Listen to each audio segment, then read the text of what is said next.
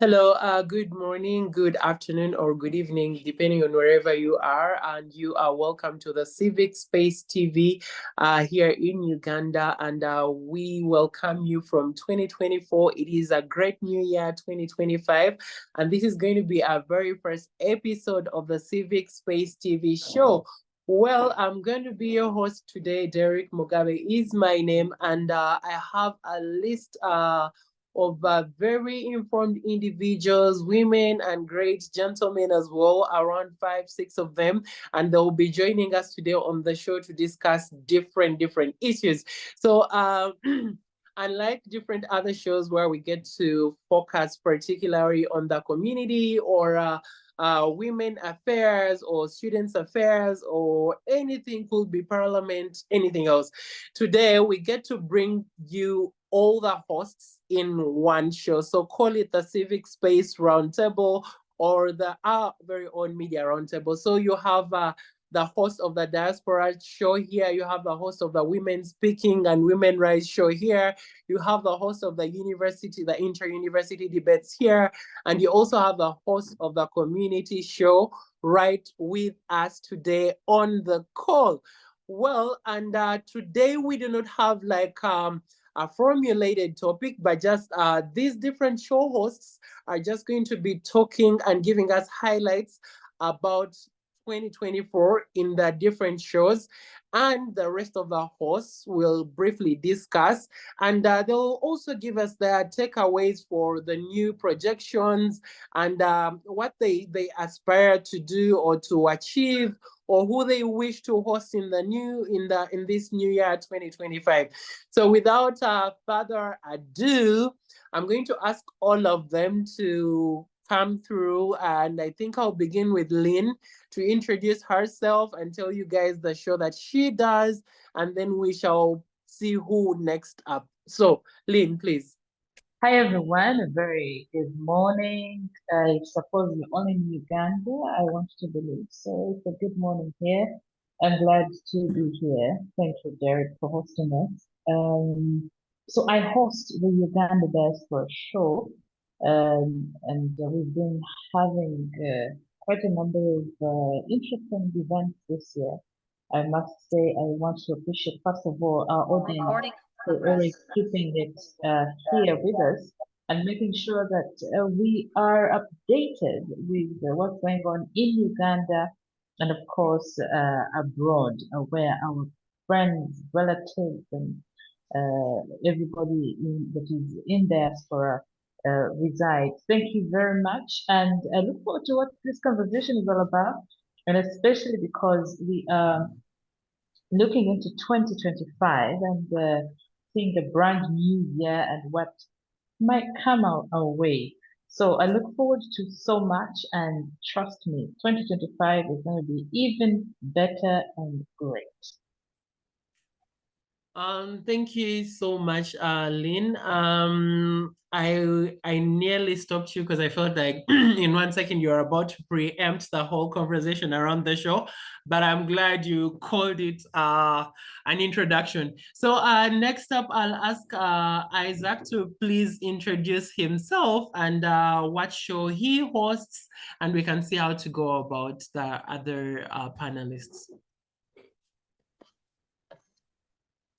Good morning, everyone. My name is Isaac Wagala. I am the show host for Focus on Parliament.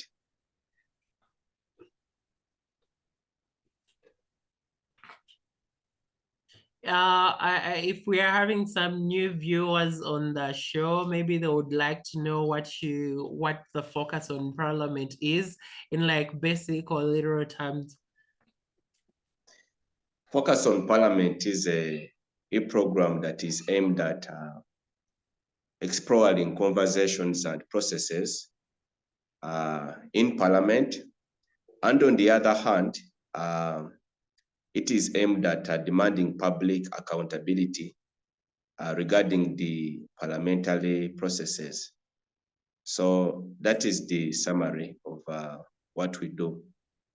Well, you heard it from Isaac, who focuses more on the Uganda Parliament, and you heard it right from him. I will not have to go through it again. So, Drake, if you could please come through, introduce yourself, and tell our viewers what show you host. Hello there. Good morning, good afternoon, good evening. Happy New Year, everyone there. My name is Douglas Prekonen. It feels somewhat odd being on this other end of the conversation being hosted, but I'm looking forward to having an interesting conversation. I do host the university debates that are aired every Thursday on Civic Space TV. And yes, 2024 was a year of a lot of events, up and downs, but also there were some good prospects really. So I hope that this new year, 2025, will be a different year and more prosperous. Otherwise, I'm looking forward to a thrilling and interesting conversation. Thank you. Thank you so much, Drake. I've had the opportunity to actually sit in your shoes. I think you're on leave 3 or 4 times, and man, I was literally on the show being informed. Well, it's some great work you are doing with the inter-university debates. Danita, if you could please unmute and introduce yourself and let our viewers know what show you host here at Civic Space TV. Okay, good morning, everyone. Yeah, I'm assuming everyone is in a morning time zone. My name is Danita Turiho. I host Women Speaking. It is a show that essentially platforms the voices of women across multiple dimensions, from current affairs to economic, political, social dynamics. Like Drake, I'm very excited to be on this end of the aisle, and I look forward to the entirety of the show. I know it's going to be exciting. Thank you. Thank you so much, Danita, for introducing yourself. To the women out there, if you have not gotten a notebook and a pen, I think this is the show for you. Philip, if you could please unmute and also introduce yourself, and we see how to get this show up and running. Yes, please, Philip. Thank you, Derek. Exactly, it's quite unusual for me to be at this side, and I'm trying to adapt how and when I should say what and behave in which particular way. But greetings to everyone that is on the call, and indeed to all your viewers. Philip, Melissa, and you heard most of the colleagues here. We have someone from the university, someone from parliament, someone in the diaspora, someone from the women constituency. Now, everything they do in those particular situations and circumstances and places is for the community of Uganda and indeed the world, as we talk about the global village. So whatever they do out there comes back to me in the community as the host of community voices, and I invite all of them to once in a while leave those rounding chairs and come to the community and have a conversation about what it means for them to say what they say, where they are, and how we can really bring this information down to the people at the farm, in the villages, at the border state, in the school, and all other places. Thank you, Derek, and greetings. Derek, you're mute. We can't hear you. Sorry, I was speaking to myself. It's amazing how you get to give the community back the power to decide and dissect different issues at different levels. That is amazing work you are doing. Well, like I said, how the show is going to run is we'll ask one of you guys, the hosts of your different shows. You'll give us a brief wrap up, and we'll be asking a few questions here and there.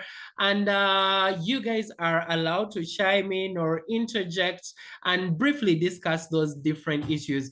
So I would love to be very gender sensitive and go straight to the women speaking show. I don't know if that is the right term or the right like name of the show. So Danita, are you there?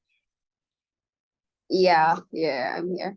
Wow. So I would love to begin with you. I do not want to be caught on the other side of being gender insensitive. So I would like to discuss women first. We all know we come from these different patriarchal communities. So would like to know, what have those what are those key moments that you have been through? I know, like, key topics for women that you have discussed that actually stand out for you in the past year, 2024, briefly.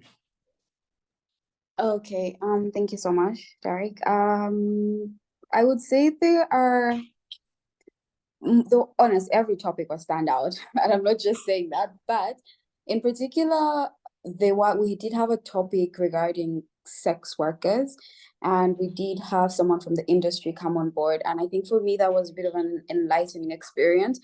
We often have conversations where such topics are deliberated on by people who are either making maybe the legal frameworks or the like, but without actually interfacing with those that are in the industry. It was a very enlightening experience. It was a humbling experience. It put into context a lot of the things that women are experiencing in this country, things that drive us to what some would assume are the lowest of the lowest. But then the pride, the dignity, and the grace with which these ladies carry themselves is something that is particularly humbling, and it's something that I think we ought to respect and we ought to give credence to. So that was one of the key topics for me this year. Another was in regards to agriculture, but in particular, because we hosted someone from the tea board, actually the chair, and it was a topic that I think, often once we're speaking of our major experts, we often speak of coffee and the like, but tea is something that is underutilized. It's something that it's under discussed, and yet it's something that we as Ugandans utilize on a daily basis. And we haven't really appreciated our history in regards to tea, our current context in regards to tea. So it was a very enlightening experience for me. Of course, there were the politics and the like, but those two in particular stood out for me in regards to things we do not speak about enough, but ought to be discussed. Yes. Well, that is an interesting and very sensitive topic you handled out there. So in regards, for example, to sex work, did you have any conversations rotating around like mental health and wellness of these persons or of women in Uganda in general? Did you? Yeah, we did have conversations in regards to mental health. During the show itself, we had a mental health expert come through, and so that was also an interesting angle from which we looked at it. And then we also just had another show in regards to mental health and the like. So it's been very enlightening. Another under discussed topic, one that I'm particularly passionate about, and I liked the conversation in regards to women that are in that particular industry accessing mental health services, because it is not something that is done quite a bit. Actually, it's not normalized across the board in Uganda for anyone. People often think that it's a sign of weakness, or it is something that or by seeking help, they're admitting that they have a bigger problem than they actually do. But there's an idea that you have a problem, but it's not as big as you being quote unquote insane. But the assumption is amongst the general community that once you seek mental health support, you are actually a certified lunatic, which is not the case. So I liked the conversation about it. We had a discussion about inaccessibility, and then about the mental frameworks that would be the mental switches that would be necessary for us to access, for people to be encouraged to access mental health facilities, but then also whether or not they're actually accessible to the average person. And I think those are shows that are worth watching, and I think those are the discussions that are worth progressing. Yes. Wow. That is more interesting. I do mental health advocacy like low-key, so I can feel how excited you are on the show to see these like champions and these space of support being highlighted. I know that was like quite interesting. So to help you and ask you to a bit summarize, what were the key main challenges did you see women face in terms of assuming leadership positions? And the main challenge is also the already existing women leaders. I think one of the things that came through was, first of all, the current women leaders that we have right now do not necessarily champion the cause of women themselves. There seems to have been a shift at a certain point from women leaders that were for women. Now there are other agendas on board. So women are not necessarily encouraged to join, but then also it's a very monetized field. And a lot of women, there's a lack of accessibility to the funding that is necessary to actually to actually progress in the political field. Politics has been essentially monetized. So someone who cannot access a land title, someone who cannot, her husband owns the land title, or, someone else, there's a male figure in her life that owns anything. So she can't even access a loan to finance maybe a political campaign or something of the like. Funding is something that is underutilized. People are uninspired by the leaders we have going. We have currently, it's very, very disappointing. But then also, people have held on to power for quite a bit of time. You'd find a woman leader, and majority of the women in parliament are there on the women constituency. So you'll find someone who has been in power for my entire lifespan, so 20 years or so. And it's something that has been held onto, and the belief are in the communities that no, this seat is for this and this person, or this seat is for this and this person. Or if you are not under this political party, then you are not going to succeed. Or if you don't have this capital. So there's a lot of, there's an intricate system in place that is keeping women from participating in politics.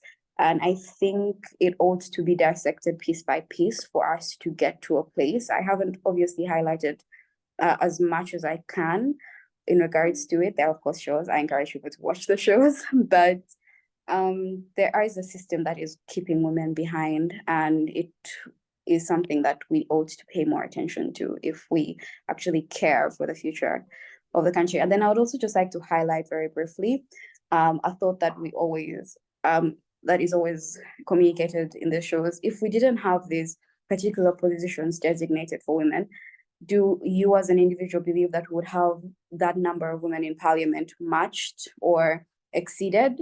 Or, because we're always having a conversation about the affirmative action bit, I do not think that would be the case. So I think it's necessary for us to obviously communicate more about whether or not we have changed the mental framework of the community in regards to women actually being leaders, or we have just provided them a space and nothing has been done in that regard. Yes. Talking of affirmative action, thank you so much for that submission, and definitely I'm also going to look out for those particular topics during the course of 2024 that you had to like moderate and get to know what were the deeper insights. So before I go into the policy aspect, you're talking about affirmative action and all that kind of stuff. I saw Philip nodding and saying, yeah, that is true. So Philip, what kind of trends have you seen like rise, for example, in the past year in your different communities, or could be on the show, that have been like trying to empower women to come up and rise up and take up different leadership roles? Yes, thank you, Derek, and thank you, Danita, for that very powerful submission. And indeed, it's very nice at such a time to be talking about our mothers, our sisters, our grandmothers, because in the end, these are the most practical class of individuals that make us exist on this planet, but also they take very good care of us and make sure things run the right way. That's key now. Talking about the women and how they've taken up space, and indeed what is enabling them to take up space is that one of the things that inspires generally the human race is role modeling, looking at people that are doing something, getting to pick from what they are doing, getting to learn from what they are doing. And when you look around across the board, you see we have very many ladies, women, even young girls that are doing very powerful things in the political arena, the civil society arena. When you talk about politics, you know that we have a good percentage of female ministers, commissioners, permanent secretaries, talk about honorable members of parliament, talk about people serving in businesses, CEOs, you have EDs, you have innovators, and these are people whom the others look up to. They're like, oh, I think that's a lady, and she's the CEO of a company like MTN. I think I can do something and make sure I move to that lane. When you look at ladies like the ED of the Center for Constitutional Governance, that is a lady that people look at and say, oh, if Dr. Sarah Beretta is doing it this one, she's been able to displace some of these men and make sure they sweat for what they have, then certainly they get inspired and they want to push and also, excuse me, get into some of these spaces, but also at community level. You realize now, especially in the information age, people are exposed to a lot of information. People are going to school. People are having interactions, both locally, but also because of social media, the internet, they are able to pick real life stories from different parts of the world. And these have inspired them to get involved in very many other scenarios. People wake up, I normally talk to younger girls, younger ladies, young women, and they tell you, the other day I saw Kamala Harris, I saw Hillary Clinton, I saw Jacinda Ardern, I saw whoever, very powerful ladies out there in the world. Now, when we look at them and they get to know, oh, actually, this is a lady that is like myself, this is a lady. The only difference is that she has a bit of education and she came before me, so she was able to get there. Certainly, I can also put some value to myself and be able to fill up some of these spaces. So the communities are being transformed because of the kind of information the ladies are getting, but also the ability of them to then leave the comfort zone, pick up the skill, pick up the value, pick up the knowledge so that they are suitable and indeed qualified to get in these particular spaces. Yes, Derek. Thank you so much, Philip. Those are quite interesting figures you are picking on. If we began to discuss them, trust me, the show would last us many, many hours. But thank you so much for giving us your community perspective in regards to women and power and leadership roles and what challenges and what opportunities there are. So to sum up the Women Speaking or Women Rise show, I would like to ask if Lynn could admit, since she is from the diaspora, I mean, she's out there. We have seen a lot of technological advancements. We have seen a lot of technological innovations taking up the different spaces. How do you think women could leverage on technology and these innovations to play a very pivotal role in the different societies, in businesses, and also in the leadership positions? Lynn. And to correct you there, Derek, I am not from the diaspora. I am Ugandan. I am currently sitting somewhere in Nakawa. So, yes, but to answer your question, women need to take up these tech spaces. It's about time. It's long overdue. We should not sit down and fold our hands and fold our fingers and forget that there's a world ahead of us that is moving quickly. So, in light of what everybody else has said, I want to encourage women that you need to embrace technology as it comes, because um, this is where everybody's going. This is where policy is going. This is where governance is heading. This is where livelihoods are heading. This is where you and I are heading. So if women fold their hands and forget that or shy away. I want to borrow the word shy away from this technology advancement that is very quick, by the way. Then we're going to have a huge challenge on us as a nation, as a continent, and as a world at large, because women are the front runners. They're on the on the front line, of many spheres, of many spaces. And if we do not embrace technology, there's going to be a huge problem. When you look at the technology has, for example, when you look at the entrepreneurship space, when you look at the education space, which are very core for women, you will realize that there's been a revolutionary, there's a revolutionary change going on with tech and those two spaces.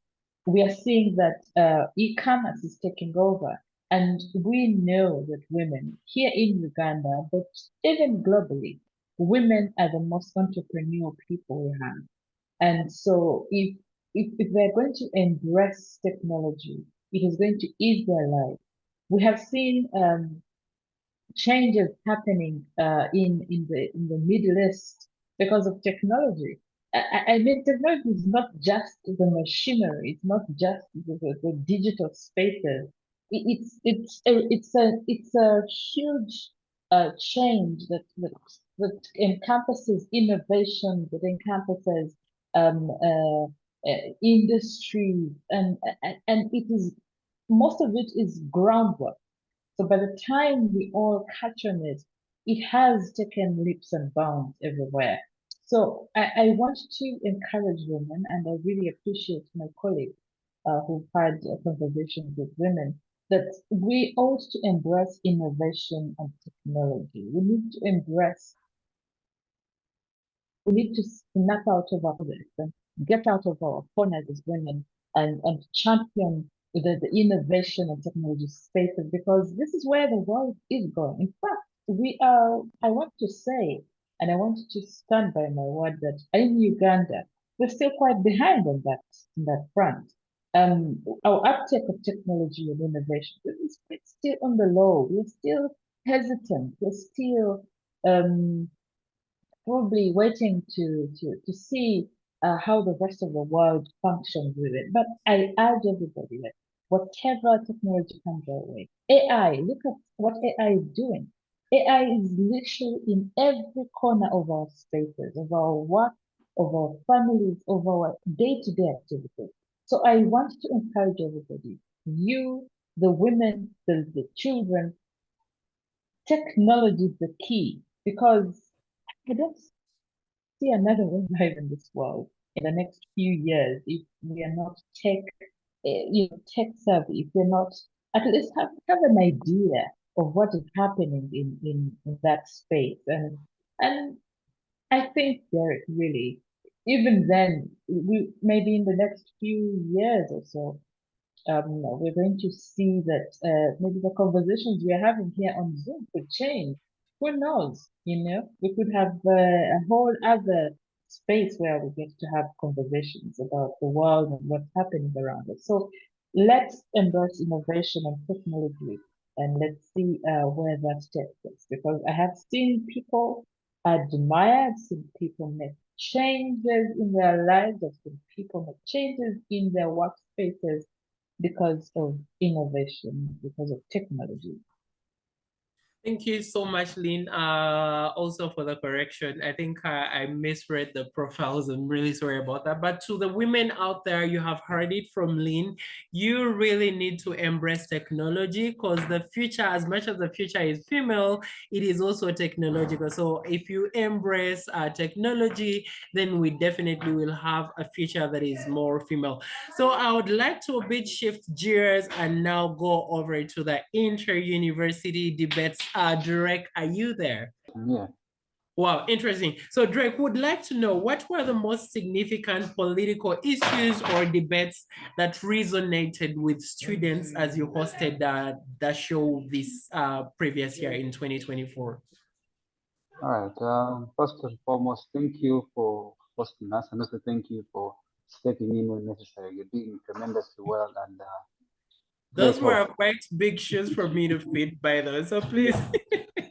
No, well, you did perfectly well. But nonetheless, let's just Okay. get to the next show 2024. 2024 somewhat started with a very unfortunate incident with the passing of Honorable Cecilia Ogwal, which was very unfortunate. And we saw the young people on the university show discuss the life of the Honorable Cecilia Ogwal and who she meant to Ugandans, to the students, but most importantly to the young ladies out there. But what stood out in the university show was primarily one, the topics relating to corruption that majorly affects education, And the other is to do with the Gen Z uprising that later on saw Ugandans also come up with a march to parliament. So I'll just break down those three events that I've mentioned, and I'll see the impact that it has on our university students, and maybe come 2025, how best we can move forward. So to start with the first incident, which is to do with the discussion around corruption. All of us know that corruption is a vice that has greatly affected many institutions in our country. And that goes without saying that education is one sector that has been greatly stifled and affected. And among the conversations that we had this year was the incident relating to students not having meals to eat in government institutions like Chambogo and Makerere University. So a couple of students, primarily the guild leaders, gave us the insights on what is happening in the institutions regarding to the monies they're supposed to receive as feeding allowances and housing allowances, which all comes down to one thing and one vice, and that is corruption. So this particular conversation saw us later on internationally going to discuss what the Kenyan Gen Z or the young people in Kenya bring up an uprising on the streets of Nairobi. That particular discussion, first and foremost, which was posted by the leader, then later on by myself, we had a couple of conversations around the Gen Z uprising in Kenya, in my opinion, uh, resonated a lot of young people coming together to voice out their concerns relating to the vice that is going to eating up our country, but also um, uh, our neighboring countries in the EAC and the continent at large. So that particular conversation had a very huge outburst in subsequent conversations, primarily here in Uganda. We saw the march to parliament. Now, the most interesting part with the march to parliament is most of the students that we have been hosting, either on the youth roundtable or on the youth roundtable, the university debate, and any other panel, the young people that have been featuring on all these discussions were greatly involved in the march to parliament. Now, that not only shows the impact that the university show, the youth roundtable, the women speaking, the community show, among other shows that we have on Civic Space TV, is having an impact on the young people. So, in my opinion, I think 2024 has been significantly important in the growth of civic awareness among young people, but also has been at the same time quite unfortunate that we, maybe to speak on a political scale, we have seen a number of things that are really not good. For example, we had conversations about, General Muhoozi Kainerugaba saying that a civilian will never rule this country, among other very interesting and notable conversations. But as you know, as the year came to an end, we also discussed a couple of topics relating to the whisking away of officials from our neighboring country, Kenya, for example, Dr. Kiza Besigye. And that shows that in terms of a constitutional governance that we want for our country, it is somewhat lacking, and it's on a decline.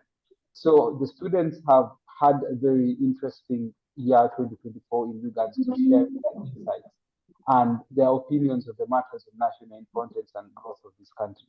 So come 2025 and here this year 2025, from the gear that we have left, we are going to shift and move upwards.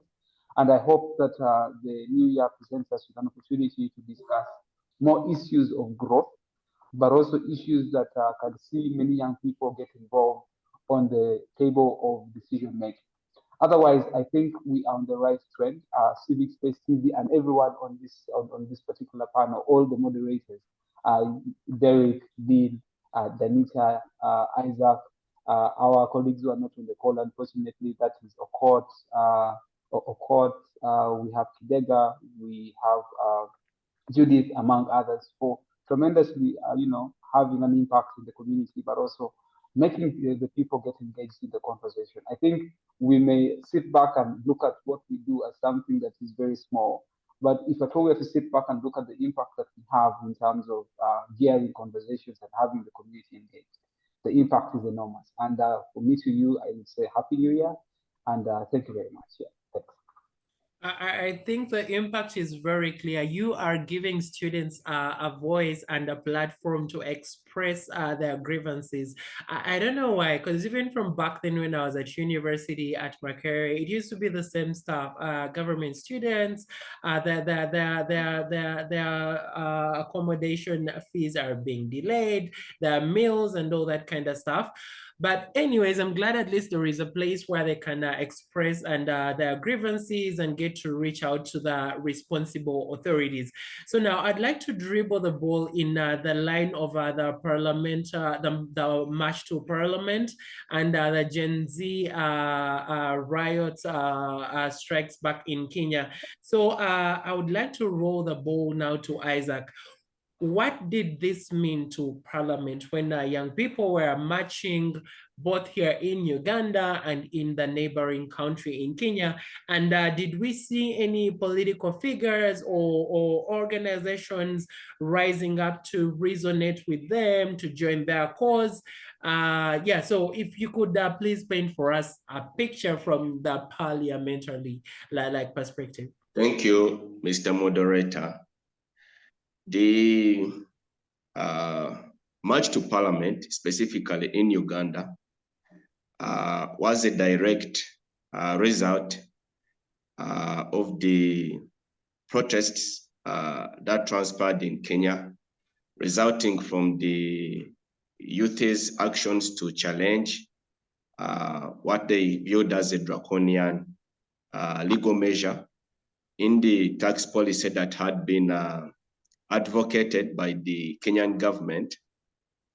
So you can see that there is agreement as between the two sections of the public. The youth, of course, now constitute a quite important demographic in terms of our population, so to speak, across the entire continent, not only in Kenya or Uganda, but across the entire African continent.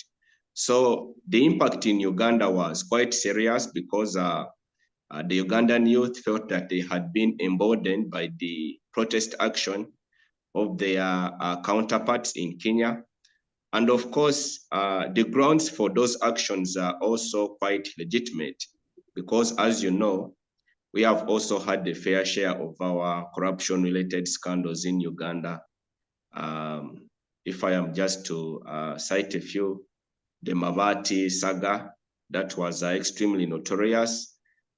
We've had the saga involving the former commissioners, actually current commissioners in Parliament, involving the former leader of the opposition, Honorable Matthias Mpunga, and his colleagues, where they decided to unilaterally award themselves a honorarium in anticipation of their, exit from the parliamentary commission.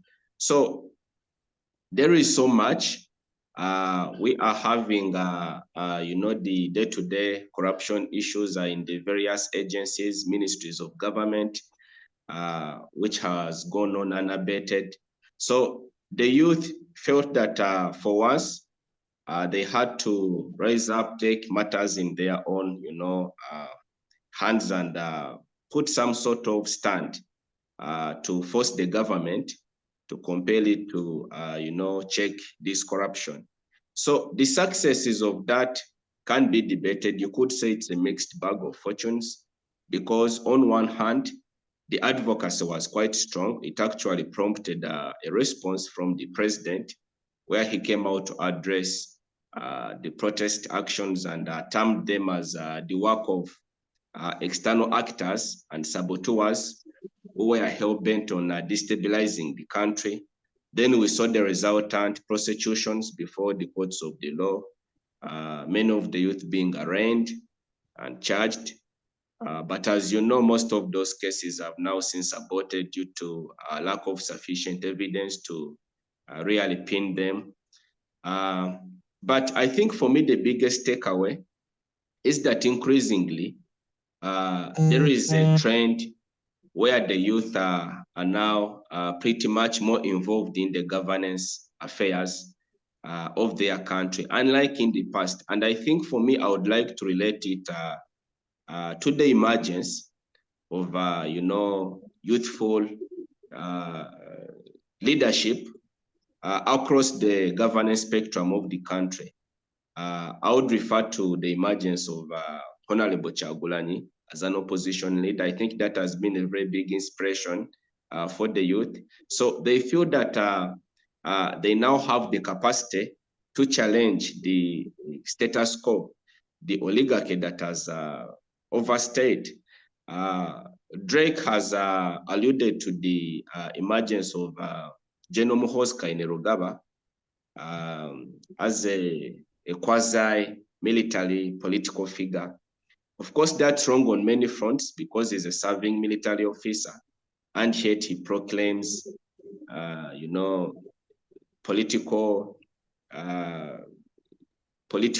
power and privileges in many of his comments, which is manifestly wrong. But the point is that I think the youth increasingly feel that they also have a responsibility, a duty to play in the governance affairs of their country. So that is it for me. Thank you so much for giving us that overview and talking about our first sons and generals, X tweets and that kind of stuff. So I'd like to ask Danita, what is your perspective about digital activism? Do you see it impacting on the voting process that is fast approaching, because it's the year 2025? We all know what 2026 holds for Uganda. So this kind of digital activism, looking at young people, feeling they have the power to engage with the different policy makers to seek for the change they want to see. So what is your take on this kind of digital activism, and what do you think it means for the year 2026 as we first approach the next general elections in Uganda? Okay, thank you, Derek. It's very interesting. We're at an age that we've never been in before. They say history repeats itself, but I think this is a bit unprecedented. Right now, people have the ability to communicate across the world in a second, to make their views known across the world in a second. It has put us in a period of, how should I put this? A period of extreme judgment, but then also a period where accountability is easier to be desired. I say desired because it's not necessarily delivered. We have time through these protests, through multiple online engagements, time after time, the young people, the women have questioned and demanded for accountability via these platforms, have exposed individuals, exposed happenings via these platforms. But in the end, the power to actually give said accountability isn't in our hands. And I think that's where the problem starts. We keep on hearing democracy is for the people, by the people, of the people. But I think there is a bit of a fracture in Uganda in that regard. I know digital activism is going to have a huge play in regards to maybe MP elections and the like. But then again, you have to question who exactly are on these platforms, right? Is it the particular electorate? Because one of the discussions we've had in the show is the fact that young people seem generally disinterested in elections, in partaking in elections. I know as I was hosting one of the inter-university shows, someone asked how many of us on the panel had voted, and it was 1 out of 4 of us. So you can imagine how shameful it was. And the next question was, are you interested in voting in 2026? And we haven't come to a complete conclusion on that particular matter. So you can understand that whilst the people perhaps we need to take that tally on this show. I think we really do. I really think we do. And we'll follow up in 2026 again because there seems to be a problem. And I think it's also the access to information as well, because it disillusions you. you realize that you question, you ask for accountability, you ask for all these things, but in the end, delivery is just obscure. And so it's easier for the people who aren't on these platforms to actually show up at the poll station to vote, but then also has their vote been maligned before they actually show up there? Have they been influenced by maybe outside sources? So digital activism it's a give and take dynamic. I think it has the ability to alter mindsets. I think it has the ability to expose situations, but does it have the ability to cause the fundamental change that we desire in the country? I don't think we're there yet. I do not think we're necessarily there yet. Maybe we'll be more informed as a people, but that will be also a specific populace that I do not think has the desire to actually go back and advance this information to the rest. The desire, the interest, the time, because also the middle class in general is there's a time the time is a factor that is not necessarily accessible, and I think this is also a deliberate move. I think this is also a deliberate move to curtail a certain aspect, but this is me maybe projecting my conspiracy theories upon you, which might not be well received. So what I'm trying to say is digital activism is fundamental. It is great, but I don't think it is going to be the thing that is going to trigger Ugandans to alter the dynamic that we have in play. We're going to be more informed as a people. We're going to be more aware. Accountability is going to be more demanded, but that change is not in our hands, first of all. And I do not think the interest is there in the hands in whom it is to actually deliver it. So it's just one aspect. We're looking at a pie chart, and right now you're just filled. Maybe you've just shredded one aspect of it all. It's a good thing, but we also need to contextualize what Uganda is. We'll get there one day. I should hope so. I think we need a whole show about digital activism and digital rights and that kind of stuff.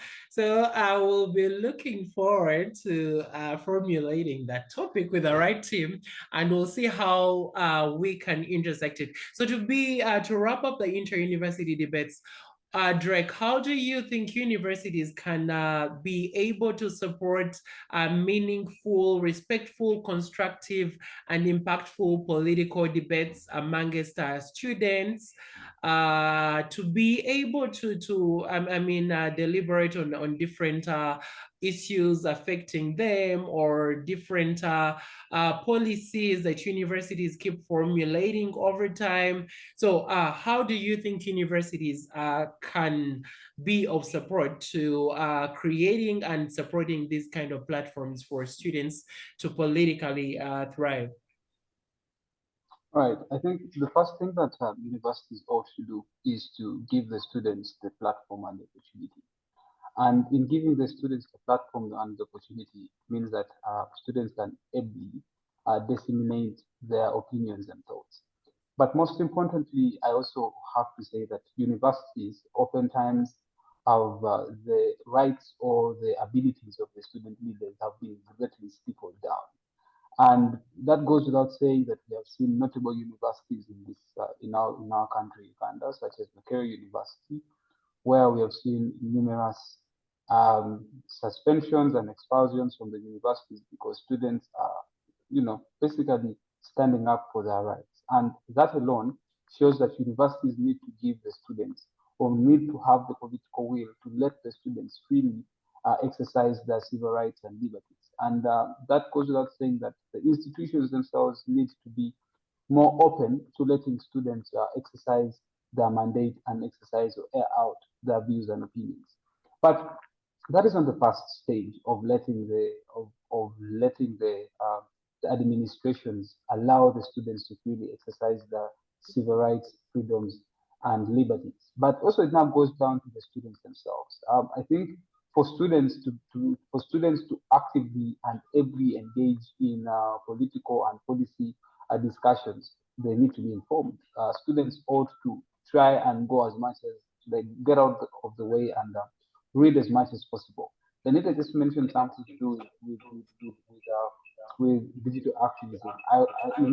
Where I sit, I hold a different view and opinion, though. I think digital activism has potential of being somewhat a tool that we can use to influence a great deal. Why do I say so?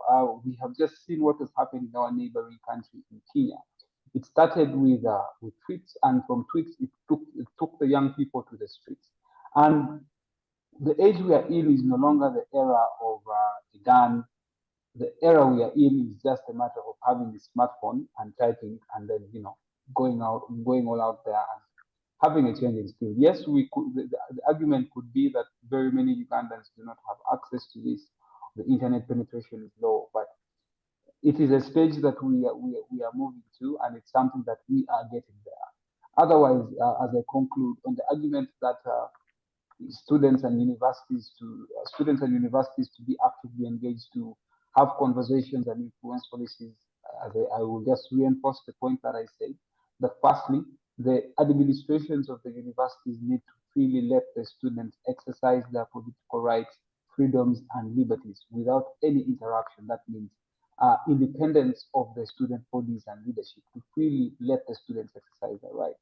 And two, it's just a call upon, it's a call to the students themselves to interest themselves to issues of national importance. That means you need to read, make research. We are in a digital age whereby you have a lot of information at your disposal. And maybe that goes without saying. Besides the universities, we have platforms like Civic Space TV, among others, that are giving students opportunities and platforms to air out their views and content. So it's also upon the students, because as Civic Space TV and the team that we are here, we do not know all the students out there, but if you can reach out to us anytime for space and opportunity, it's always there for you to come on board and discuss and have your views captured, but also have a slice of the cake and disseminate your opinions and thoughts to the people out there. Because I think when you reach out and look for opportunities, at times you don't have to sit back and wait for them to come. You have to get out of the way, get out of your comfort zone, look for them, and have it given to you. Otherwise, those are the thoughts I really have, and thank you. Thank you so much, Drake, for that political overview. So I'm trying to keep wrapping up and making sure everyone is engaged. So I'm going to cross over to Isaac and ask him, what political issues, bills, acts, or debates were the most contentious in the year 2024, or those that really had like the biggest impact on citizens, and why? To Isaac, that's your question. What political issues, bills, acts, or debates in the Ugandan parliament were the most contentious, and how these had an impact on the citizens? And yeah, so that's the question for you, Isaac. Thank you once more, Mr. Moderator. Admittedly, my program is largely political, and it would therefore naturally follow that the views as enlisted and collected from the public regarding the different subjects or topics discussed on the program would also carry a political element. But for me on the program, firstly, the major highlight for me has been the twin component of corruption and accountability. For some reason, the Ugandan public has become increasingly hostile towards what it considers to be endemic corruption as perpetuated by the government. So the first notorious case in the year was the Mabat saga, which galvanized the public sentiment against the issue of corruption.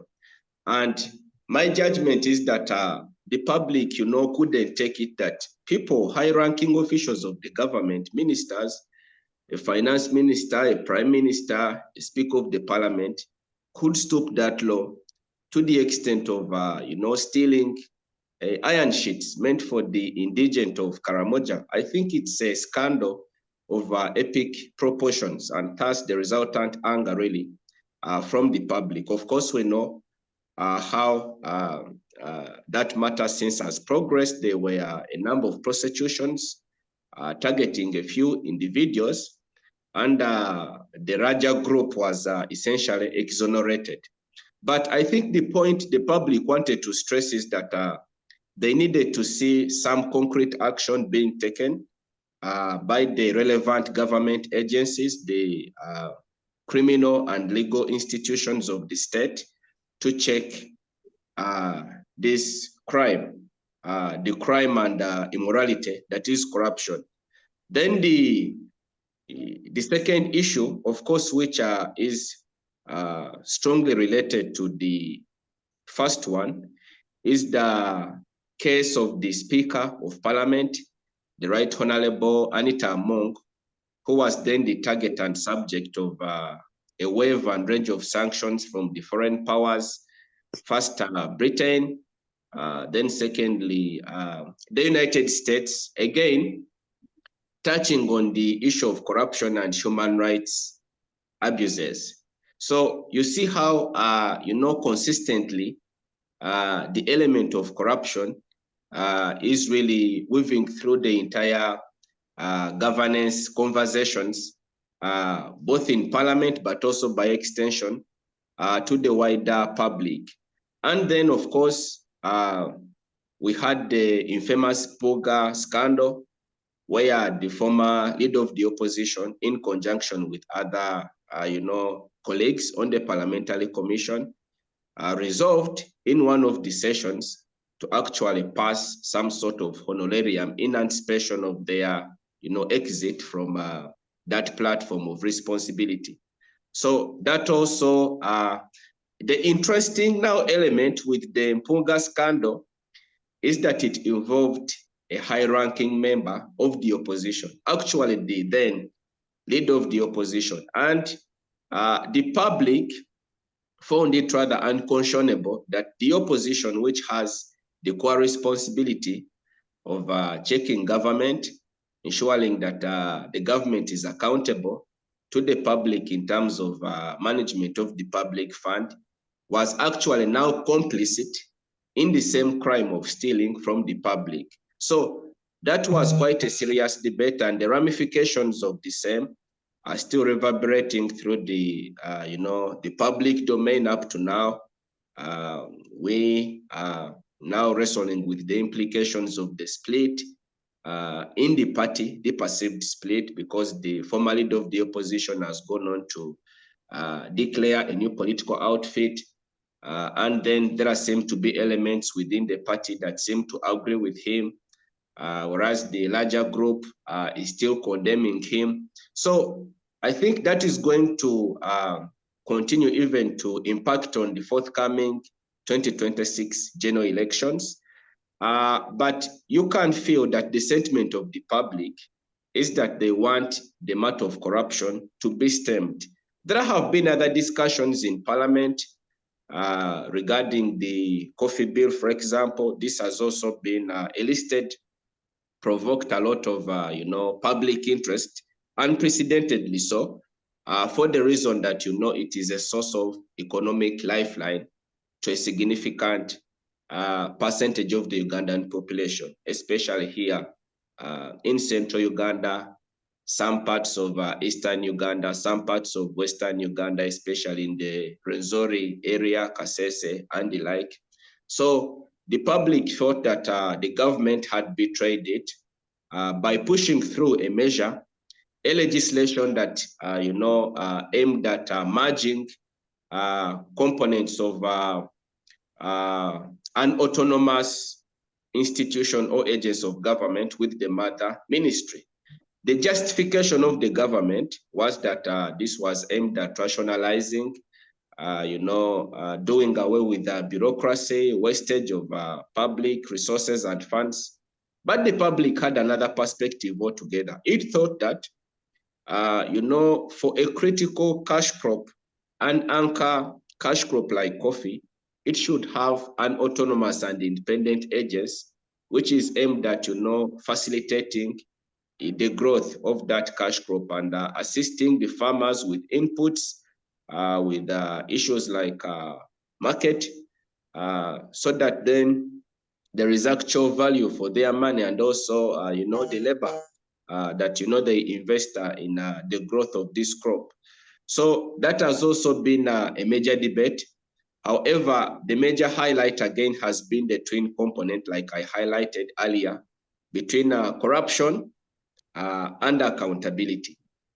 Talking of that, have you seen these kind of party alignments that are going on, where there's been a bit of a cohesion, where different political parties, especially from the opposition side, are all standing together to condemn corruption? We have seen these internal party string pulling, I think in the FDC as well. We have seen some in the NRM trying to align themselves. I think they're trying to prepare themselves for 2026. So how do you think these kind of political dynamics are going to evolve in Parliament in this year, 2025? You see, the question of political realignments and reconfigurations with respect to the composition of Parliament is, I think, for me, still somewhat premature to determine, because what is clear is that increasingly we have a very transactional Parliament. And it has also played out even in this term. A case in point is the discussion that surrounded the coffee debate, whereby a majority report of the Parliament actually indicated that Parliament had objected to that move, the measure by the government to merge the Uganda Coffee Development Authority with the Mother Ministry of Agriculture. But when the president got them for a caucus, and I think he pressured them to change tangent. So the next time we saw in Parliament, when the debate was raging, most of the MPs then shifted and they agreed now with the view of the president.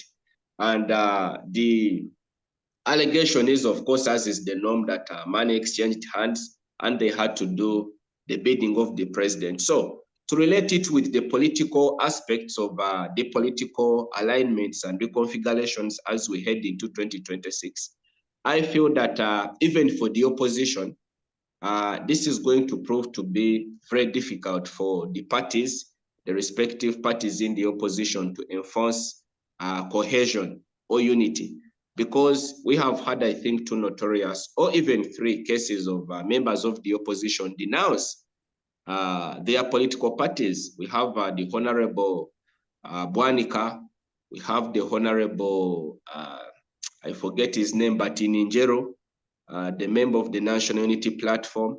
We have Twa Kagabo, that has also been a notorious case. So you see that so long as the individual MPs stand to benefit, they are willing to sacrifice allegiance to the party to facilitate their individual selfish benefits. So I think this is going to be a point of contention between the party and the honorable members going into 2026.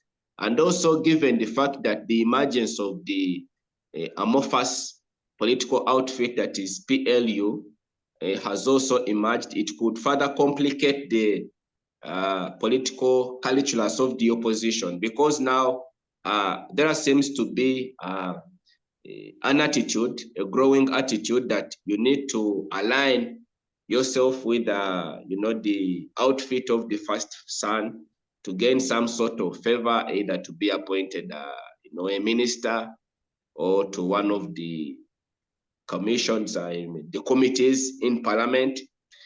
We've seen the speaker notoriously make very incendiary proclamations on public platforms by saying that he believes in God the Father, God the Son, and the Holy Spirit, the so-called Ugandan political matrix. So you can see that even for people who are presumably NRM, they are now taking a certain inclination to promote the political views of the first son.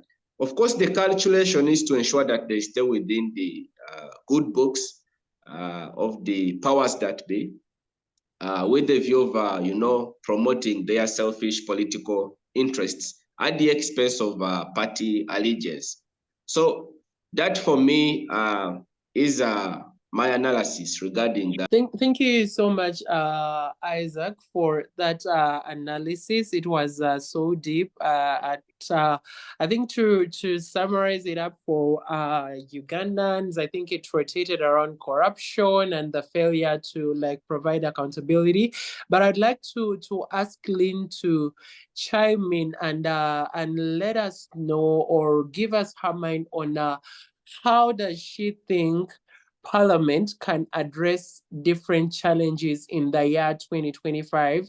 And I would like to ask her to try to, for example, capitalize on climate change on issues to do with, for example, addressing climate change, because we've seen floods continue to happen in Uganda. We've seen different issues like mud and landslides still happening in, I think, eastern Uganda. So what is your take, and what has been maybe the different opinions from the Ugandans you have been hosting on the Diaspora TV show on how they think the Parliament of Uganda can address such issues like climate change? Lynn. Thank you very much, Derek. There's quite a lot has been happening in our Ugandan Parliament, and we definitely covered most of it on Civic Space as well as on the Uganda Diaspora show. Parliament, first of all, as Isaac has already said, as we get into a more heated year towards the election day, there's a lot of heat, I want to call it, from different corners, and that is from the different political parties, from the different minds and different ideologies. And so coming together as a parliament is going to be hard. Coming together to decide on a number of things is continuously going to be very hard, as most of them are divisive. And I want to say that as we get into 2025, preparations for the 2026 general elections, with all the political parties at play, the ones that are not even serious, we seem to question whether we still have an opposition in parliament. I would really want to ask Isaac later, perhaps maybe you can tell us if honestly we have a genuine opposition in our country. Because there's lots of political differences. Even in those political parties, they're still divided. So I question on one day to have an opposition that is going to hold everybody accountable, that is going to check who is doing what and why they're doing it. And so that for me is still a challenge in our Ugandan politics, because we have failed to appreciate an opposition and also work alongside it, and also make policies alongside it, embrace multi-party dispensation that we are. In regard to, first of all, I wanted to highlight a couple of things that we discussed at the Uganda Diaspora show. We looked at the Gen Z protest that happened in Kenya. And when we were speaking earlier, I think it was Danita who said that we still have a long way to go as regards digital, or is it digital organizing or activism, as it is called. Yes, I want to agree with you to an extent, but again, disagree, because we have seen what happened in the US, we have seen what happened in Kenya, we have seen what happened in with other countries, because they're taking charge on the digital space. And we are saying that maybe this is a space to embrace, this is a space to look out for. There's a lot going on there. So I want to think there's a shift in our political organizing, and as we head into 2026, and I'm optimistic we're going to see an mild sort of activism going on in digital spaces, because the youth have a loud voice there. In as much as we might not appreciate it, again, our biggest challenge is that we make more, we actually put in the work. noise is loud, but eventually we don't get. We also took a look at, there's a big complaint from the diaspora about them participating in our general elections, because they never get to vote due to a number of reasons. And I was speaking to some people from some of the offices here in Uganda about it, and they were saying that it is work in progress because they would want to involve the diaspora to vote come 2026. There's still a challenge. They need to know who is who, where are they Ugandan for sure. Those nitty-gritties that they need to put together are still a huge challenge, and that vote really counts a lot if it is included. So as I speak, we have the Uganda for convention going on in Nyonyo, and I think it's going to address some of those issues. But back to the question, Derek, you asked about how we can check or how best we can handle, if I got it correct, how we can handle the issues of corruption, is it? The issues of youth organizing and the like? If that is It's the question you gave me, I think looking at our dynamics, our political dynamics of the country, we need to embrace the fact that life does not begin and end with politics. Life does not begin and end in parliament. Life does not begin and end in the offices that we occupy. We ought to make decisions putting in consideration our children, putting in consideration those that are going to come after us. And unfortunately, that is not synonymous with most of our politicians and most of our leaders. They only think about now. I hate to say this about my country leaders, but this is the honest truth. None of I don't see anybody think, okay, we're going to plan because tomorrow there's going to be a generation after us, and we ought to leave things the right way. Look at what happened in Chelsea. Honestly speaking, if you are a leader, an honest leader, and you see that happen for years, and you have no lasting solution, because we know climate change challenges world over. We know there can be recycling of this garbage.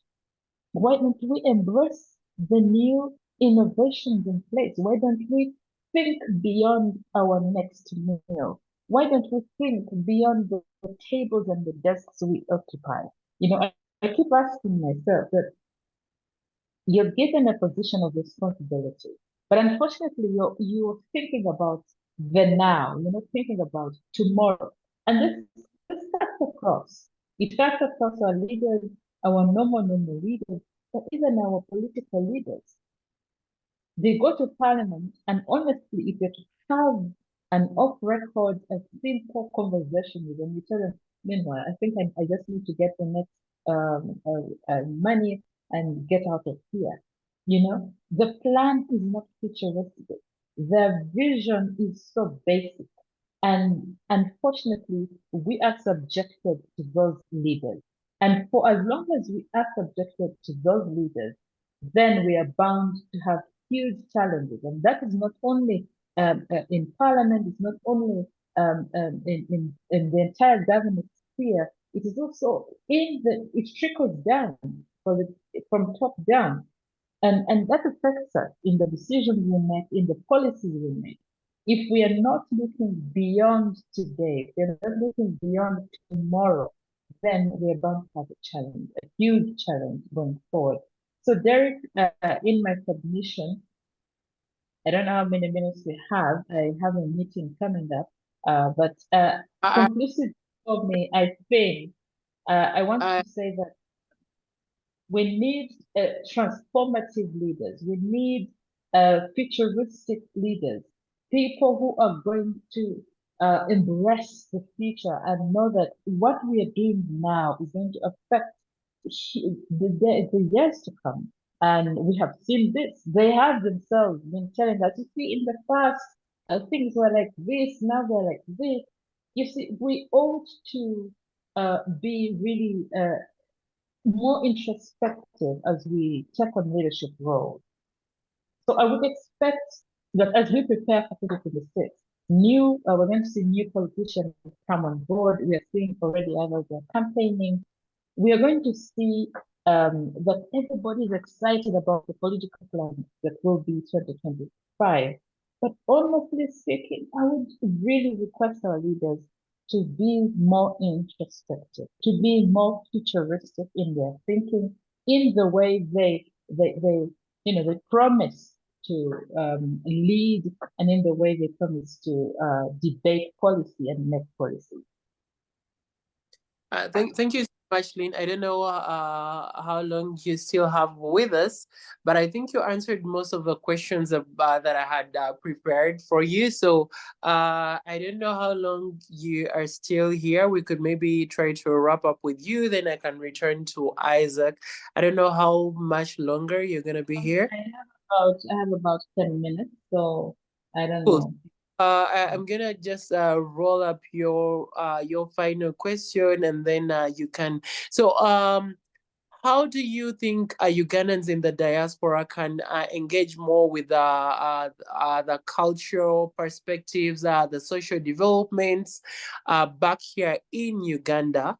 I think, and the other question is, how do you think the political and economic situations here have influenced how we connect with the diaspora in the how do you think that can influence how we will connect with the diaspora in this year 2025? I think those are the only two questions you could hint on, and we can let you go. Yeah, sure. Right. Thank you, Derek. These are very pertinent questions that we often talk about on the diaspora show, and especially how they can, be part and parcel of our culture, of our day-to-day Uganda. When they go in the different countries, the US, the UK, life is different there, and it is faster than it is here in Uganda. And so oftentimes we're making comparisons and saying, so for example, the education system is different.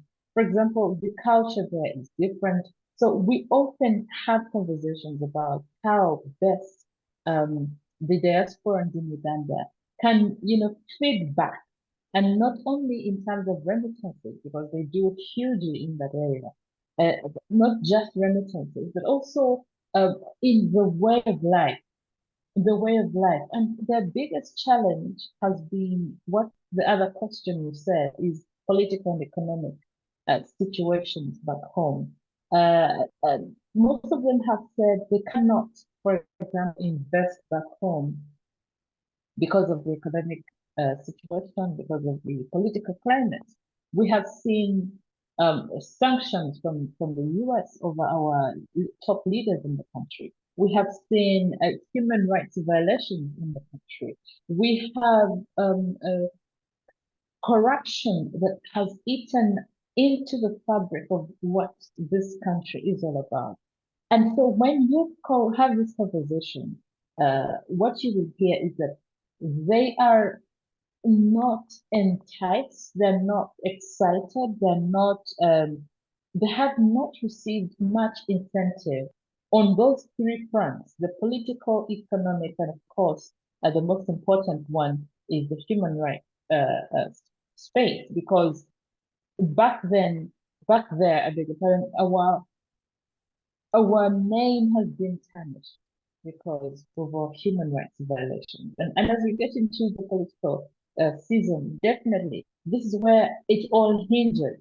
The conversations are always about post-election violence and pre-election violence, and then the human rights violations that we encounter as a popular. So surely, in as much as they're interested in investing back home, in coming back home, matter of fact, the Uganda Diaspora Convention that is going on in Nyonyo is the agenda is to also encourage them to come back home, is also to encourage them to invest back home. But that is still merged with a lot of speculation.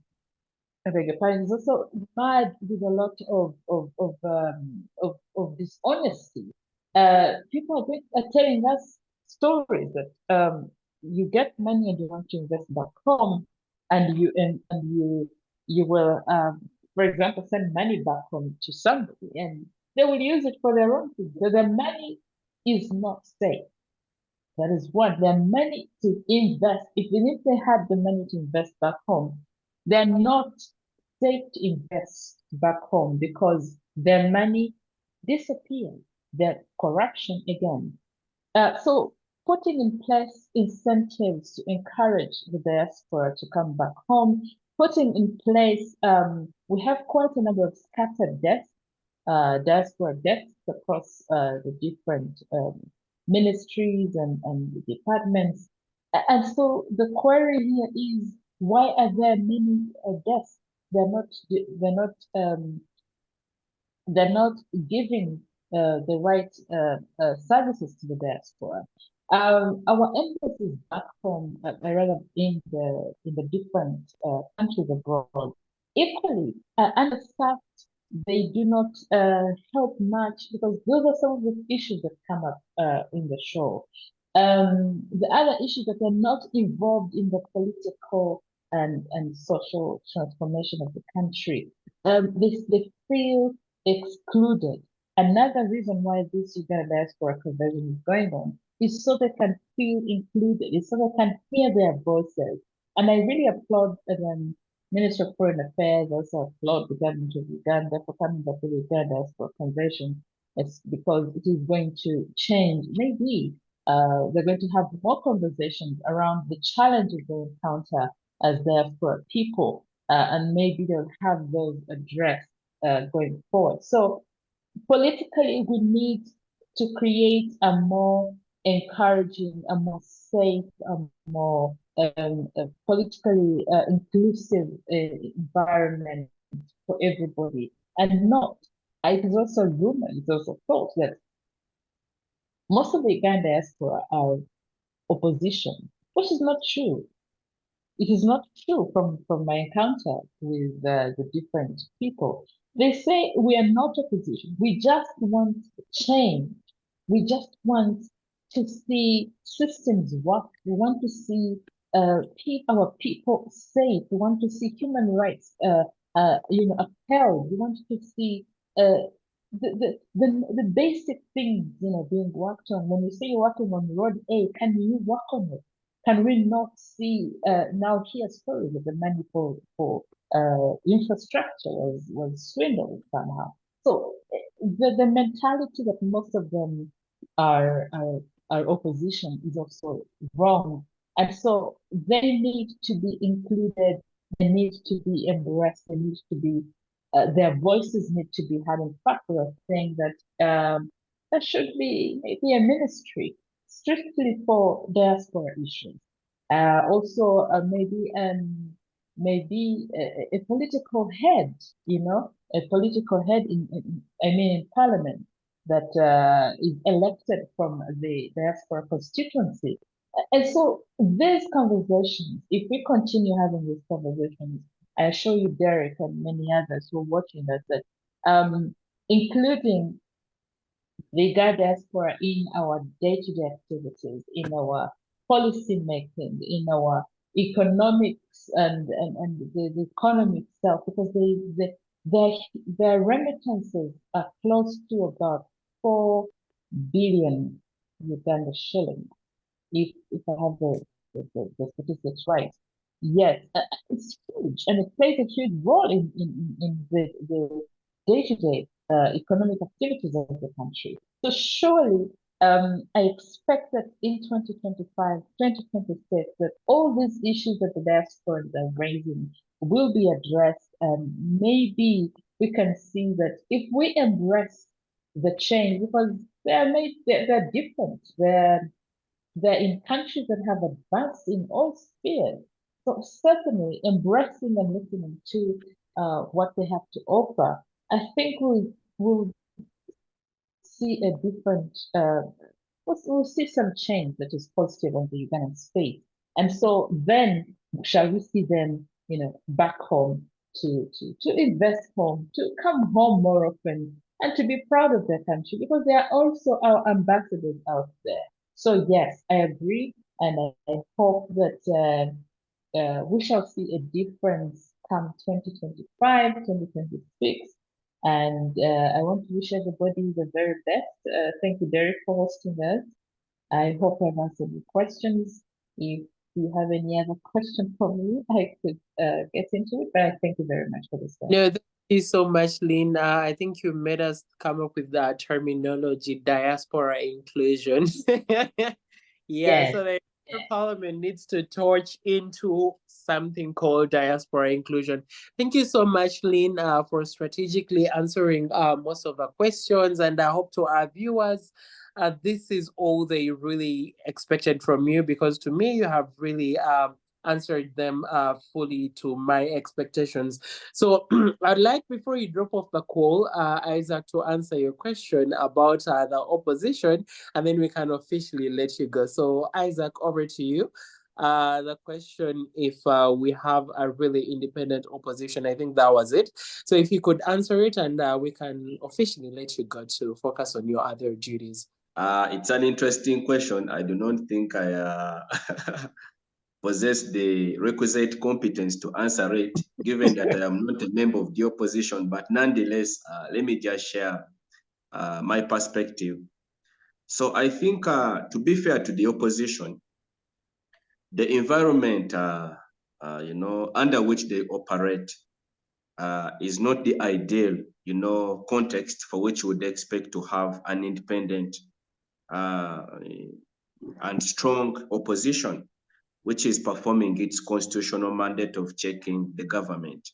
So the government has, in many ways, infringed and invaded their space, that they are now left to simply fight it amongst themselves. So the aspect of unity and cohesion, internal cohesion within the internal ranks, is a point for me where to begin from, because it is critically lacking. The government cannot allow it. So the government is always driving a wedge between them, compromising them at so many levels, and using various methods. I think the opposition, Uganda's opposition, is really to be pitied. That would be my best description of it, because they do not seem to want to cooperate and work together, first and foremost.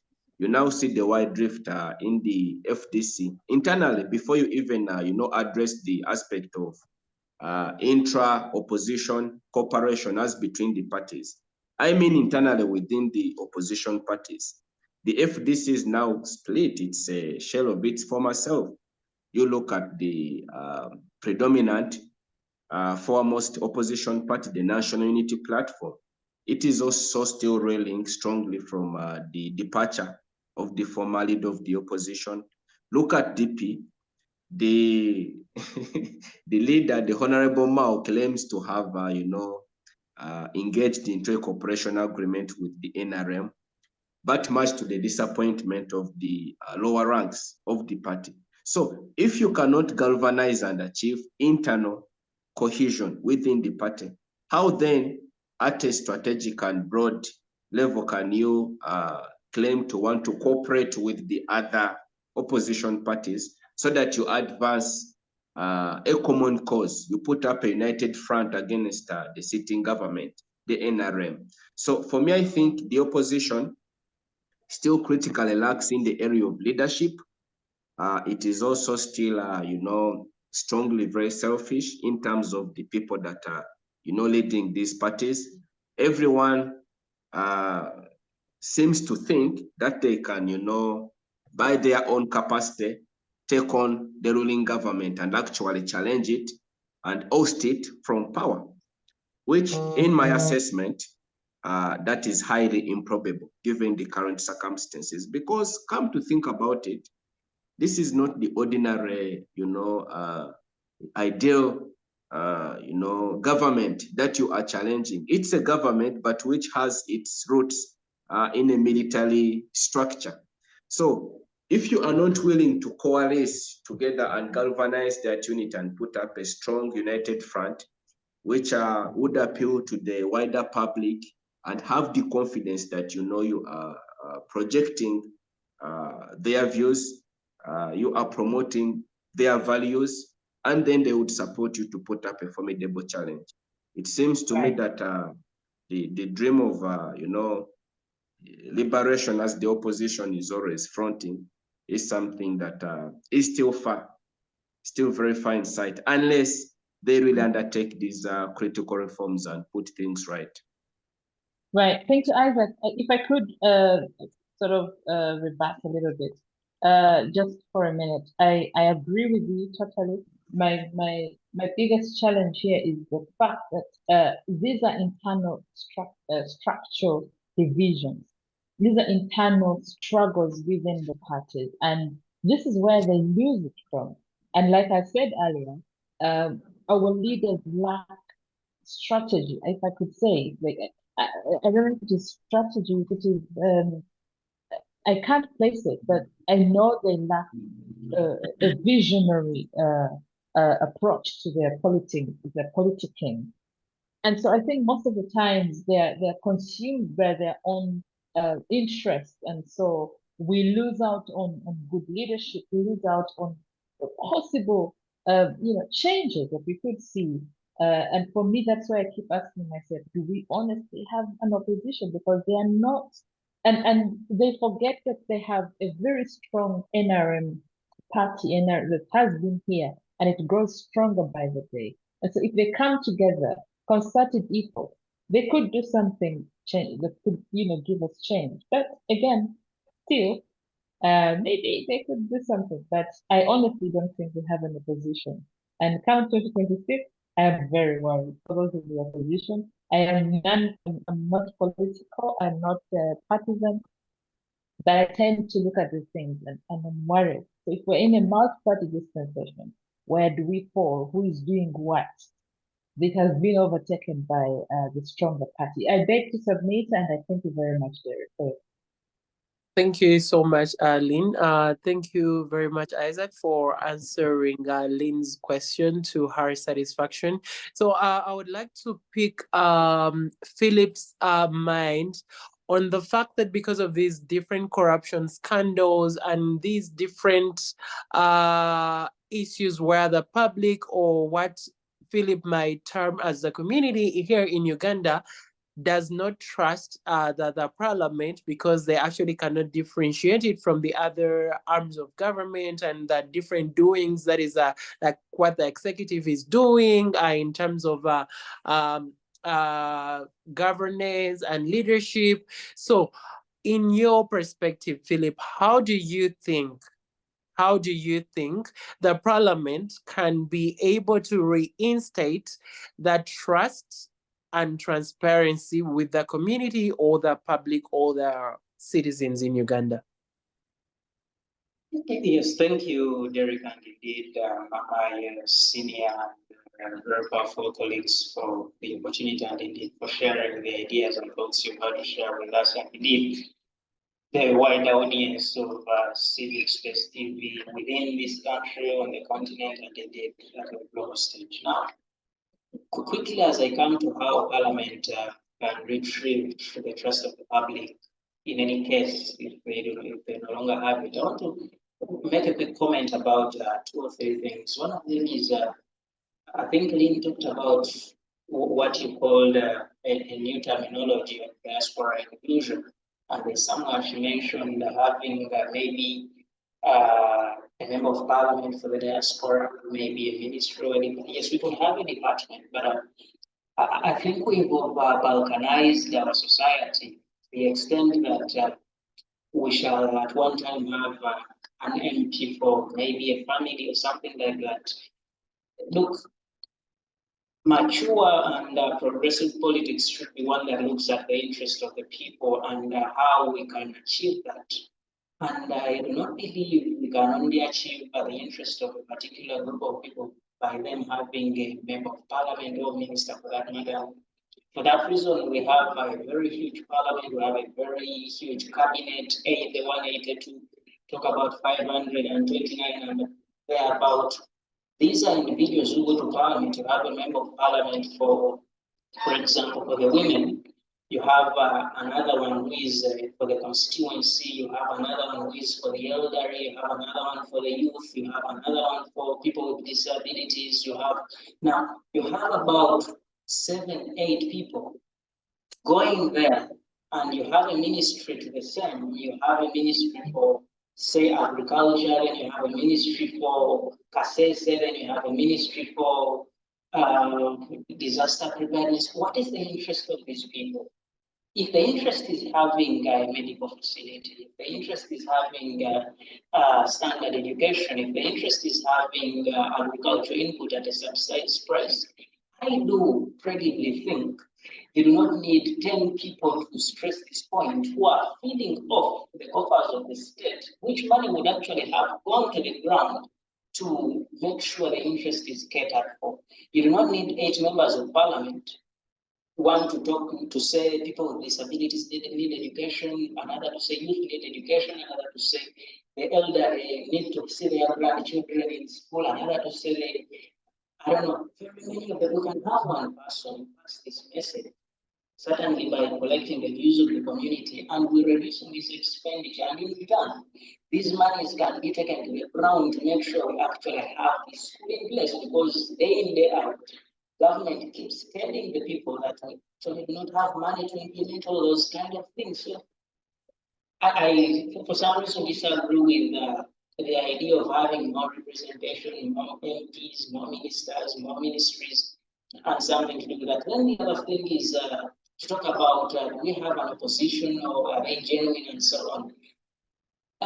We need to talk about this question of opposition really carefully, because what are we opposing and what is to be opposed and what manner should we oppose it? Are we opposing based on principle, based on value, or rather it's for the sake of opposition? I mean, what time we've seen people talk about the divide between the political parties. We talk about, and mainly you hear, we saw you talk to the president, we saw you, you have very many members, friends who are from the ruling party, and we think you are compromised. Look, I want to use an example of, say, the Honorable Al. I saw him being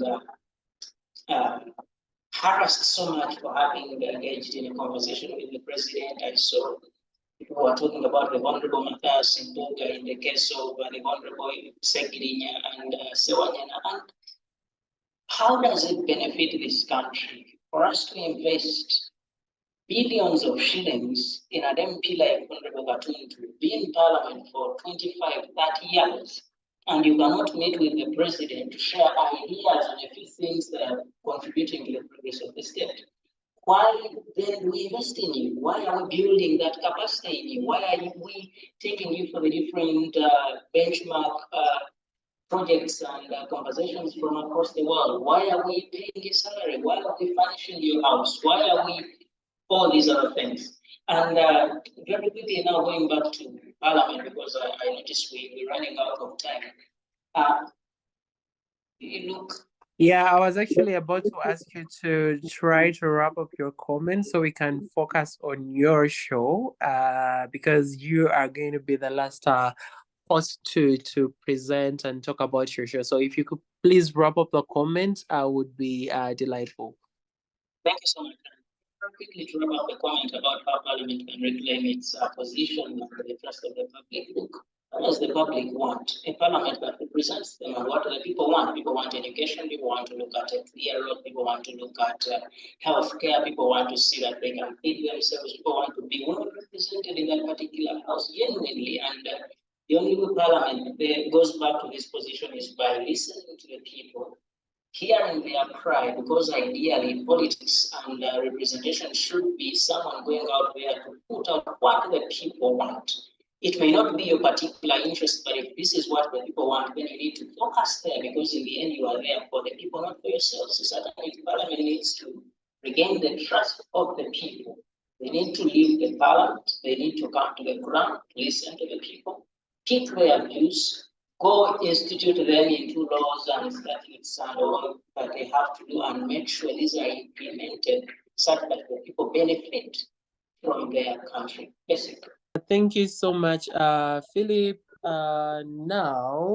Thank you so much, Isaac, for that submission about Parliament as interjected by Lynn. And now I'll try to focus more on the community show. So, and as you speak, if you could try to like a bit give like summaries, I think that would be great because we are already running out of time.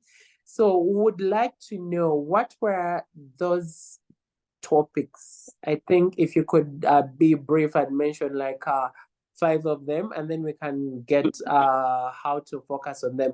What were those particular 5 topics that you find more impactful a moment for your community in the previous year 2024? Those 5 topics, you don't have to like mention the whole topic the way it was. You could just pick out the most important aspect that our audience can resonate with.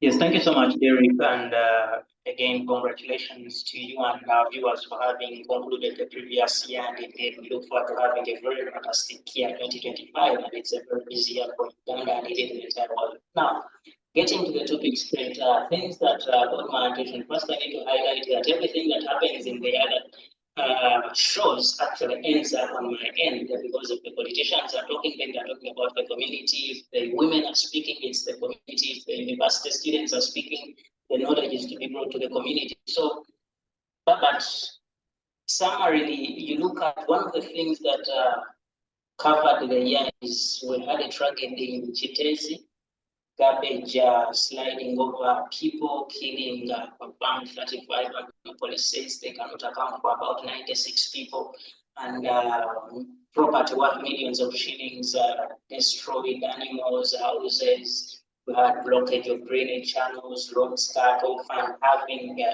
a wider garbage crisis in the city. KCC does not have where to dump this garbage and so on. So that was one of the major conversations we had, and you could feel the pain, the anguish, and whatever unfolded after that particular event. But also the other thing that really affected the peoples in the community is the continuation of the global multiple crisis of trying to challenge who is the superpower and who is, and subsequently creating wars in some of the most strategic locations of the world, that is in Ukraine, where we know this produces most of the world's grain, but also talking about the conflict in Israel and how it affects the Bab el-Mandeb channel, where we know that approximately a third of global trade has a transit route there, but also coming near to the Suez Canal, and how that affects the global economy in terms of if we change these routes, then you have more cost involved in the production of the commodities we feed on in the communities and the commodities we use in our day-to-day lives, and indeed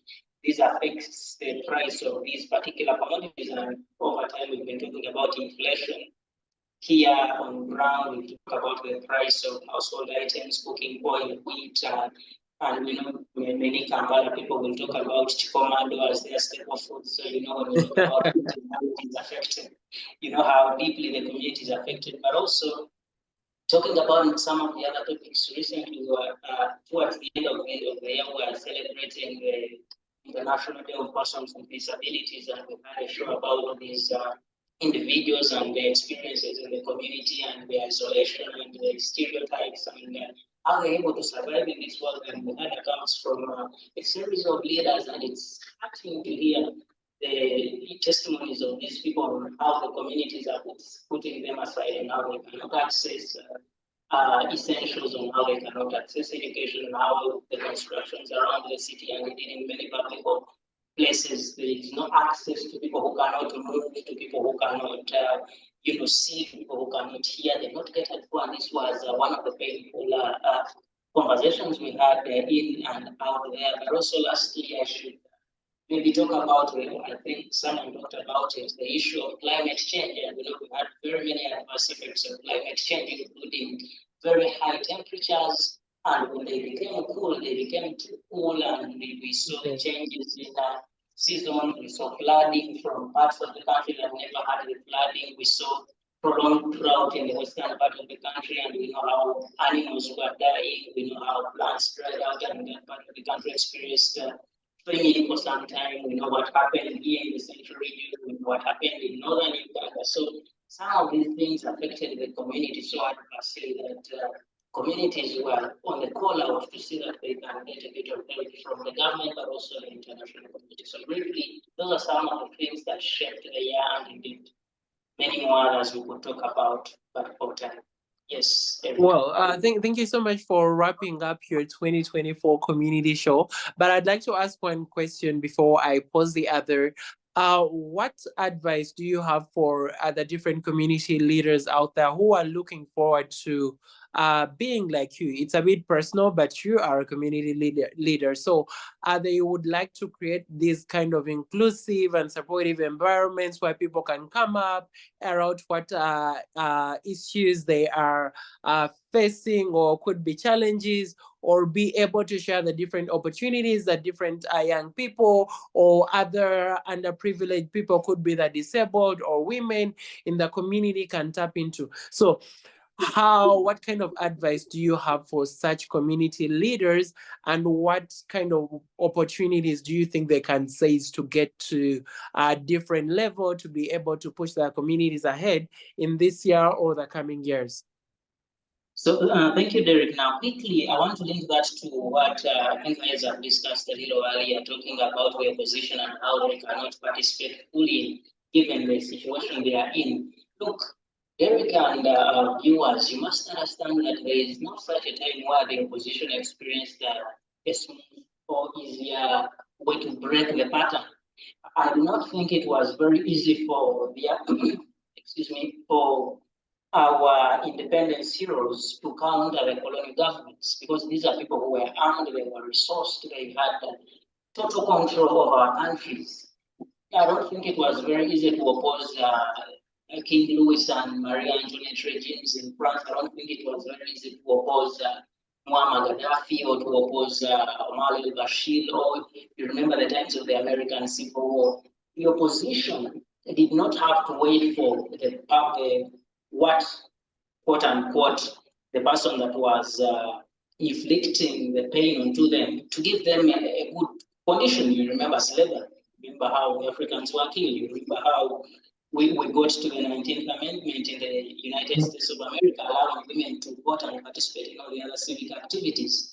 It is always and was always the opposition coming out of the comfort zone and aggressively challenge the status quo, because the status quo is benefiting from you being in the situation you are in. They are impoverishing you to their benefit. So if you wait for them to loosen and make the circumstances favorable for you, then certainly you're calling them to succeed and give the power to you. Now, that goes back to the community.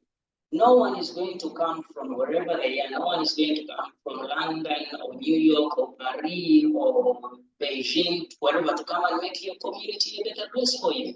It should be you to know that, oh, I am in my community and we need to have it clean. How do we clean it? How do we dispose of our garbage? How do we look after our water resources? How do we look after our forests? How do we look after our schools?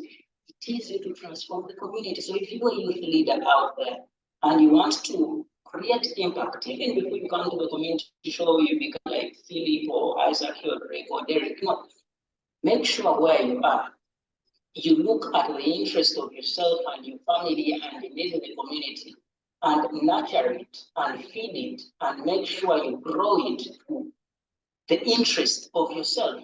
Make the community clean, make the water source clean, plant trees, go green, and then working together, we shall see our communities getting improved. Otherwise, anyway. Yes, Derek, thank you. That is quite insightful. So as you wrap up, because the rest of the panelists are also going to have a second or two to call it a show today. So I'd like to know, do you see any foreseeing like occurrences or trends or issues of significant impact that you think your community should be aware of and how they can stay ahead of them? Summary form, like we said. So thank you so much. Any Yes. issues? Because, like, for example, we've seen Chitezi affect people. So, are there any issues that you think your community should be aware of? And a few ideas on how they could like stay ahead and walk. Yes, thank you so much. The community at the micro and macro level should be aware that it's first, it is upon them to make sure they live sustainably. Two, they should understand the fact that unity is the only way they will move along, because if you don't have unity in your community, then certainly if your okay, your neighbor who is not okay will become a security threat to yourself.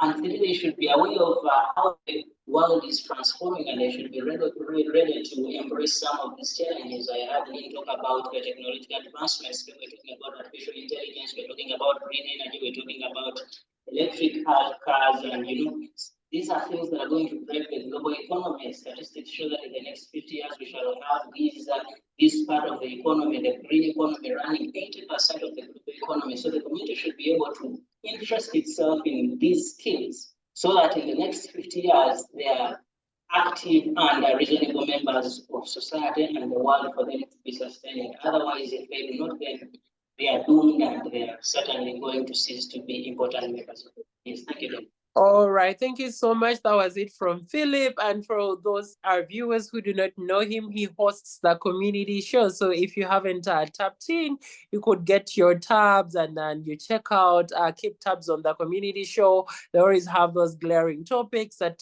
open your mind and make you question. And please do not forget, you could follow us on social media, could be X, could be Facebook.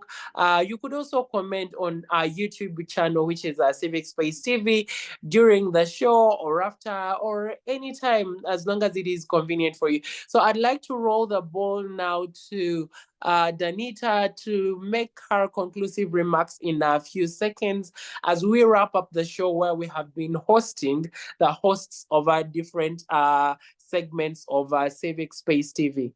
So Danita, please. Okay, thank you, Derek.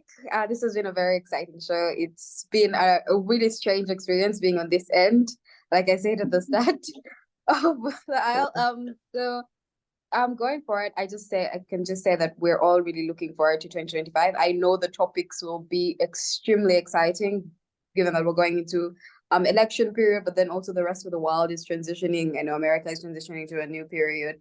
Syria is transitioning, Russia is like the entire world is transitioning into a very, very new dynamic. So I know it's going to be exciting. To the viewers, we look forward to having you equally engaged, more engaged, tell a friend to tell a friend, no, seriously, tell a friend to tell a friend about the shows, Women Speaking, the community show, the inter-university debates. There are an opportunity to interact with expert viewpoints, but also the viewpoints of your neighbor and your neighbor's neighbor. And I think that is something that needs to be highlighted a bit more. So yes, I look forward to 2025. I look forward to another year hosting this absolutely brilliant show, and have a great day to everyone and a happy new year. Thank you so much, Danita. We can tell your year is already happy and excited because you have a lot of energy with you today. So thank you so much, Danita. And now I'll switch direct to Douglas Drake Onen to give us his closing remarks and speak to the university students out there who would like to be, they can be hosted on the show. I've sent them through. I do not know if I actually emailed you, but anyway, maybe you could shed some light on how they and who qualifies to be on the show. So over to you, Drake. All right, Derek, thank you very much for the wonderful show, and thank you very much for the wonderful discussion. For the students out there who would like to be part of the show, you feel free to, you can directly reach out to me on my number, which is +256 770 465 110, +256 770 465 110. Otherwise, for the year 2025, hopefully we're looking forward to having of course, a thrilling year, and looking forward to making sure that it's a year of impact. And it's a political season coming up, and that means there is going to be a lot going on because we know the youth elections are happening in August 2025, and then the general elections in 2026. So it's going to be a serious political season. But it's been a wonderful discussion. It's been a wonderful show. And Civic Space TV, Center for Constitutional Governance, thank you for making this possible. Otherwise, have a wonderful year and Happy New Year. Thank you. Thank you so much, Drake. And to our viewers, I think you've noted the number. It is 256-770-465-110. If you're a university student out there and you have been watching the show, you'd like to be hosted, or you have a leader of yours that you want to come and make an appearance on the show, make his comments, you can reach out to Drake directly. I don't know how Danita does her stuff. But maybe that is for you guys to figure out by watching her show. So, and lastly, on the panel, we'll have our eyes in the parliament. That is Isaac Senteza to give us his closing remarks, and we shall call it a show where we have hosted the hosts of our different segments of our Civic Space TV show. So, over to you, Isaac. Many thanks indeed, Derek, for hosting us on today's special program. To our esteemed viewers, we appreciate your company always. Thank you for tuning in on Focus on Parliament. I encourage you to do stay with us in the course of the new year. Focus on Parliament is the leading platform where you keep abreast with all the conversations, with all the processes with respect to the parliamentary mandate, but also it is the platform that demands public accountability on your behalf. So many thanks indeed, and have a great day. Thank you so much, guys. Janita, Isaac, Drake, I think Lynn, we lost her a bit, and Philip. You have been amazing panelists, and it was an honor and a pleasure for me to have you on the show. And to our viewers, a happy new year, 2025. We hope you have your new year goals set, and with all the other objectives on how you would plan to achieve them. So keep it Civic Space TV show, and we hope to interact and engage with you in this new year 2025. Have yourselves a nice day.